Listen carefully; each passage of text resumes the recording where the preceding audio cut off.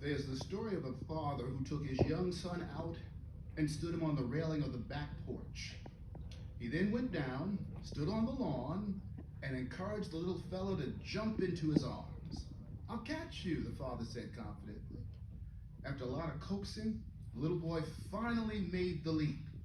When he did, the father stepped back and let the child fall to the ground.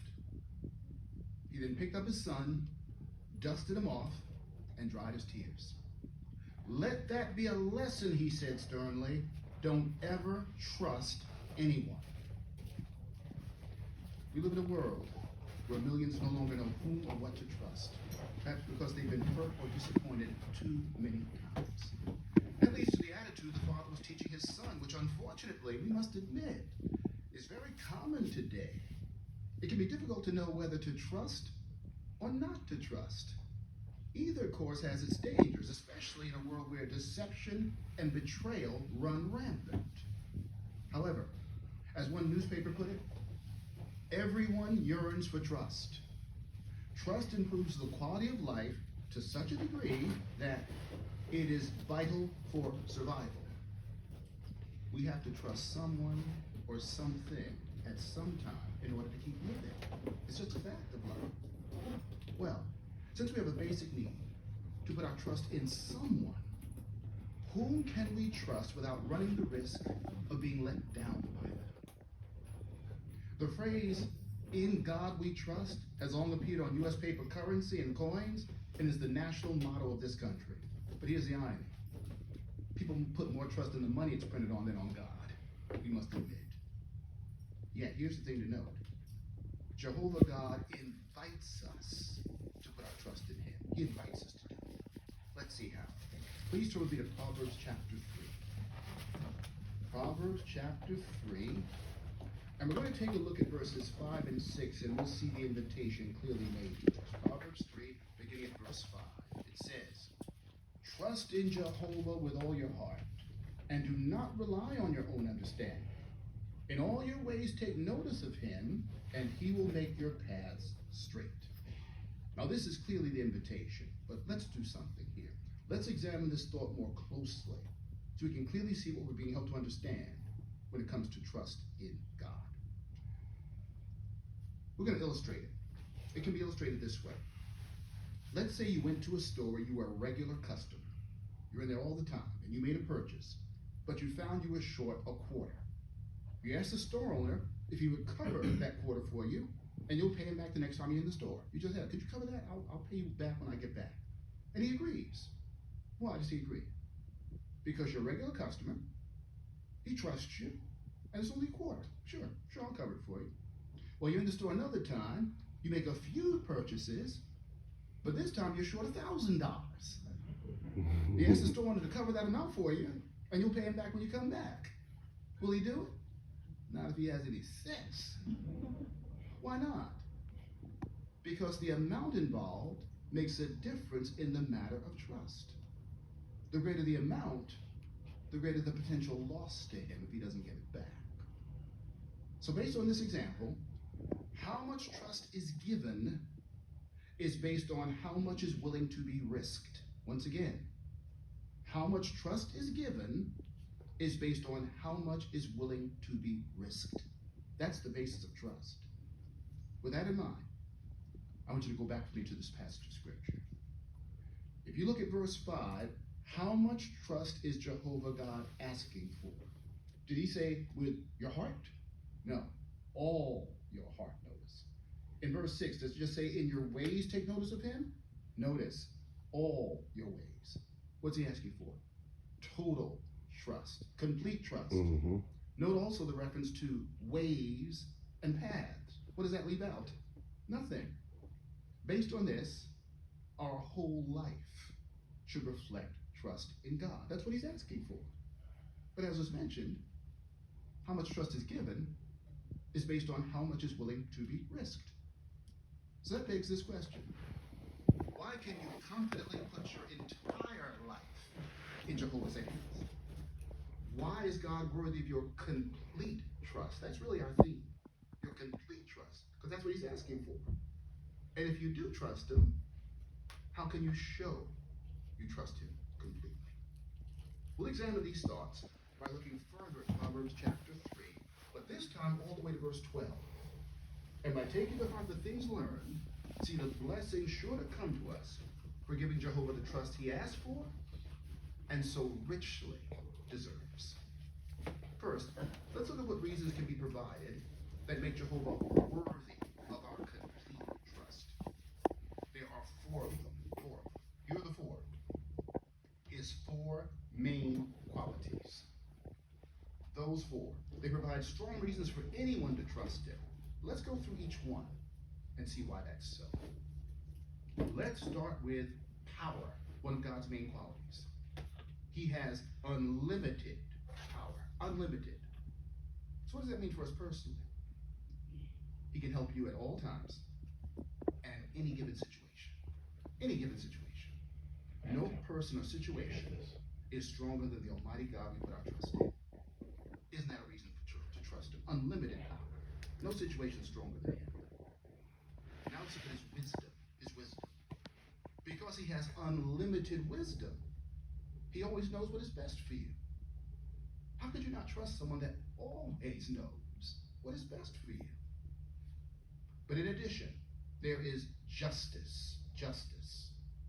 Because that is a foremost quality of his, he will always do what is right and treat you fairly. And can you not ask for more than that of a person that you're to trust, that they always treat you right and treat you fairly? Well, those are just three. I said there are four main qualities. Here's the fourth one. His matchless love. A quality that he even personifies according to Scripture. The Scriptures say God is love. His love guarantees something that he will never fail. How can you not trust him? Put full trust in someone that has all these qualities in abundance and is willing to use them in your behalf? Here's why you can trust someone with all these qualities. Here's why. You can compare the four main qualities of God to a frame. I want you to think of a picture frame. The standard picture frame has how many sides? 4 sides. Well, in essence, Jehovah's personality is framed by those 4 qualities. Love, wisdom, justice, power. It's like it's a picture frame around him. Therefore, every conclusion Jehovah God makes has to fall within the frame, because his personality is framed by those 4 qualities. Every conclusion he makes has to fall within those 4 qualities. This also means that every conclusion we can make regarding Jehovah has to fall within the frame. He will always be one or more of those qualities in dealing with us, because that's what frames his personality. He'll always be one or more of those things. So in other words, here's what we're saying. Jehovah never steps outside the box, or never steps outside the frame of his personality. How could he? Because that's what frames him, and he's inside the frame. It's always there, those 4 qualities, and can always be relied upon. He fits within those 4 qualities. With that being the case, is he not worthy of our full trust? How could we not trust someone like that? But there's still one more thing to consider. One more. When it comes to the matter of trusting God. It would be his name. His name. In Hebrew, the name Jehovah comes from a verb that means to become. So with that in mind, the full meaning is understood to be he causes to become. That's the full meaning of the name Jehovah. Now I'd like you to think about that for a moment. I'd like it to resonate for just a moment. The meaning of God's name, he causes to become. The meaning of God's name emphasizes why you can trust in him, because based on that name, nothing can stop him from accomplishing what he chooses to do, because he causes to become. So what can stop him? Nothing. But let's take it further. If you're studying with one of Jehovah's Witnesses right now, I want you to think about what that name implies in becoming one. The fact that he has given his people his name shows that we can be equal to any task before us, because he can cause us to become whatever is needed. That's what being one of Jehovah's Witnesses is all about. He can cause us to become whatever is needed to match any situation. I'm going to tell you something. That should touch the heart. To know that Jehovah can cause us to become whatever we need to become to deal with any situation. That thought should help us see, along with his qualities, why full trust in him is not only reasonable, but also desirable in view of the type of God he is. Well, that then leads to our next thought. Since he's obviously worthy of complete trust, how can trust in him be shown? Well, that's what Proverbs chapter 3, up to verse 12 tells us, after it mentions to put our trust in him. Let's now go back to Proverbs chapter 3. This time verse 7, and see what it has to tell us. So from 7 to 12, this is how trust in him is demonstrated. After 5 and 6 tells us to trust him. Let's see, beginning with verse 7. It says, do not become wise in your own eyes. Fear Jehovah and turn away from bad. It will be a healing to your body and refreshment to your bones. So, what do we get from these words if we truly trust Jehovah? Recognize Jehovah's counsel as the finest to be had. Accept it by applying it to your daily living.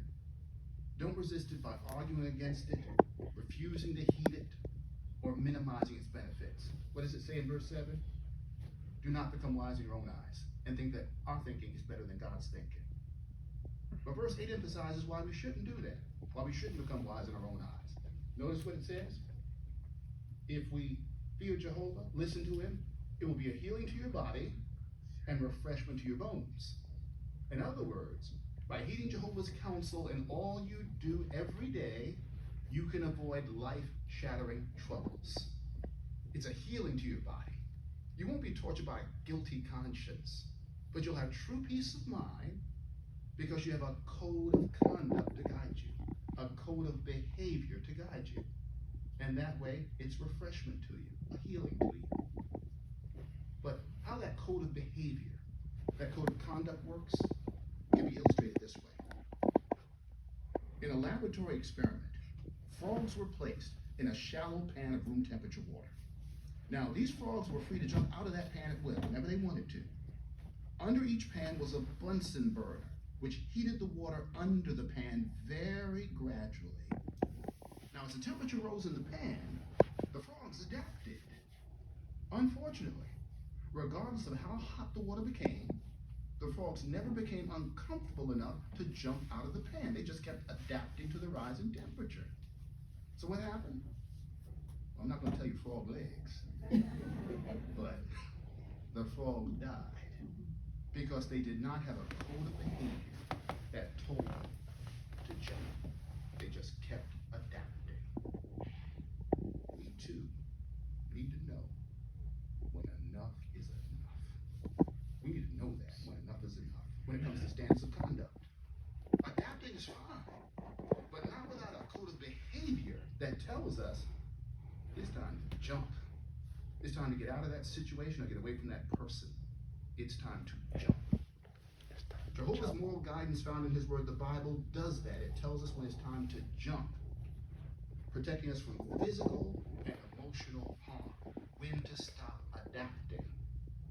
By learning and then applying that wisdom, we'll see the good results that come to those trusting in Jehovah. You'll have a code of behavior that protects you. That shows trust when we apply it. Let's look at another way trust is demonstrated by looking at verses 9 and 10. It says, honor Jehovah with your valuable things, with the first fruits of all your produce. Then your storehouses will be completely filled, and your vats will overflow with new wine. Now, you notice verse 9 says to honor Jehovah with your valuable things. So, what would those valuable things include? Well, the first thing that may come to mind is, well, money. That's valuable. And it's true, it is. But we're not just talking about money here. It's whatever's valuable to us. What about our time, our talents, our strength, anything of value to us? So in essence, give those things to Jehovah. What are of value to us? That shows trust in him, would it not? By making his worship your priority. Not letting other things that may consume our time, our talents, or our strength get in the way. Honor Jehovah with your valuable things, especially if you're now studying the Bible. Learn to focus on giving Jehovah your valuable things. The reason this is so important is because of what Jehovah promises if we do at Matthew 6:33. Let's turn it together. Matthew 6:33. And see if this helps us to appreciate. Once again, Matthew chapter 6 and verse 33. And it says, keep on then, seeking first the kingdom and his righteousness, which is another way of saying, honor Jehovah with your valuable things, and all these other things will be added to you. Now, we appreciate what this verse is saying, but I want to focus on something. It says all these other things will be added to you. Here's my question. What other things? The verse doesn't say. It just says all these other things will be added to you. Well, that's nice to know, but what other things? Well, here's how you can know. Let's go back. Let's go to verse 32. It says, for all these other things the nations are eagerly pursuing. Your heavenly Father knows that you need all these things. And it continues that thought in 33. So what are those other things spoken of in verse 33? Things that you need. You need. That's what it is. Now, what would that be? What things that you need? Let's keep going backward. Let's now go to verse 31. It says, so never be anxious and say, what are we to eat? Or what are we to drink? Or what are we to wear? Are those things we need? So in other words, everything you need, those other things will be given if we seek the kingdom first. Honor Jehovah with our valuable things. It's guaranteed. Oh, how much of those things are guaranteed? Let's go back to Proverbs chapter 3. I want you to note something. Let's tie it together. Proverbs chapter 3, look at verse 10. When it comes to all those other things, note. Then your storehouses will be, notice, completely filled, and your vats will overflow with wine. Clearly, Jehovah promises to care for those who give generously to him by giving generously back to them, making sure all their needs are met both now and in the future. What a wonderful result, because of showing him that level of trust, honoring him with our valuable things. No loss involved. We lose nothing when we give to Jehovah. Well, let's now look at verses 11 and 12. That shows trust, being willing to give to him. Let's now look at verses 11 and 12 and see what they make clear to us. Another way we show trust. It says, my son, do not reject the discipline of Jehovah, and do not loathe his reproof. For those whom Jehovah loves, he reproves, just as a father does a son in whom he delights.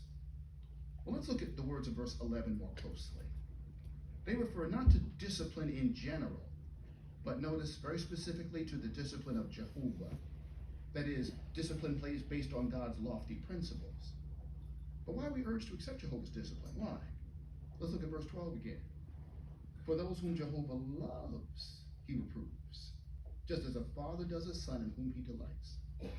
It's an expression of God's love for us, and how valuable that is. It must always be kept in mind that all of us are imperfect, and we know that. So we need Jehovah's discipline. We all do from time to time. It's an expression of his love. However, with that thought in mind, here's how some who are either studying to become one of Jehovah's Witnesses or being raised as one of Jehovah's Witnesses may reason, which may be true of quite a few of you here. Here's how some reason in that situation. I don't want to dedicate my life to Jehovah and get baptized now, because if I do, I may make a mistake afterward. And so I don't want that to happen.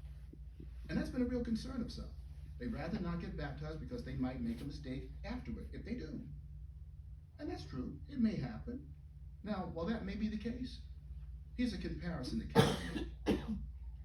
Holding back from dedication and baptism because you may make a mistake afterward is like this. Not getting a driver's license because you may have an accident. Now, it's true. You might have an accident once you get a driver's license. But let me ask you something. How many people, especially young people, don't get a driver's license because they might have an accident? And they might. How many of them hold back from getting a driver's license? None of them do. Why not? Because the benefits of driving outweigh the risks of accident. That's why. Benefits. Most people know that if they drive well and avoid and take precautions, the risks of having an accident are very low. So it doesn't stop them. I'm just going to drive well. By the same token, if you let Jehovah mold you and train you, in effect, teach us how to drive the car of life. Because we need help to drive the car of life and navigate through this world. We can avoid committing a serious sin. You can avoid it. It's not inevitable. And when tempted, which can happen to anyone, any of us, ask Jehovah to strengthen you to do what is right. And he will. By doing this, we will not reject Jehovah's training and see a rewarding future for doing so. Well, clearly, from what we discussed in these verses, we see how we can demonstrate complete trust in Jehovah, which is what he asked for, and how the benefits of doing so clearly outweigh any risks. So, with all this being said, what would one who is perhaps studying the Bible, as some of you are, need to do in order to gain the level of trust in Jehovah God, which he asks for, complete trust, which is ultimately so rewarding? What do you need to do to get it? Well, the answer is simple, and it goes back to a basic thought. You can't trust someone you don't really know. Isn't that true? How could you? But obviously the opposite is true. You can trust someone that you know well. Therefore, the more you learn about Jehovah, the more your trust in him will naturally grow. That's how it works. So, how do we gain the knowledge that will help us to have the trust and confidence in him that he asks for and that we need to have? Well, we're going to go back to Proverbs, but not Proverbs chapter 3, Proverbs chapter 2.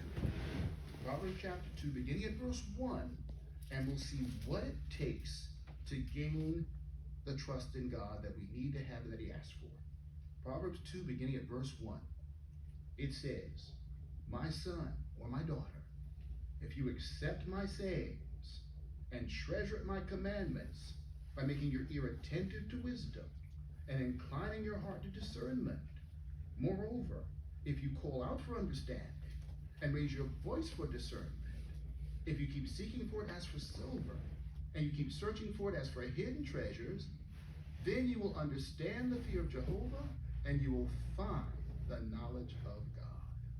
So we see what the end result can be here, right? And we see what it takes. But I'm going to tell you something. There's a question that comes up when you look at these verses. And I'll pinpoint it. It's in verse 4.